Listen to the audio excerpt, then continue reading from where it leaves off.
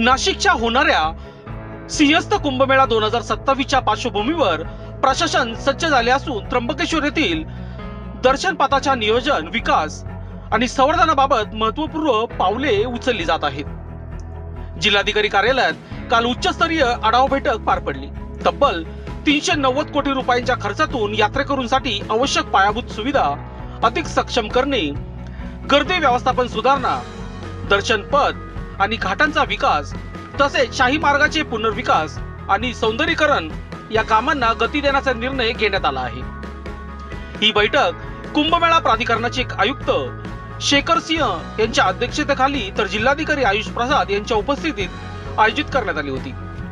सिंहस्थ कुंभमेळा 2027च्या दरम्यान विशेषतः अमृतस्थान दिवशी लाखो भाविक त्र्यंबकेश्वर येथे दाखल होण्याची शक्यता लक्षात घेता सुरक्षित, सुव्यवस्थित आणि आध्यात्मिक वातावरणाला साजेसा असा दर्शनपथ उभारण्यात बैठकीत विशेष भर देण्यात आला.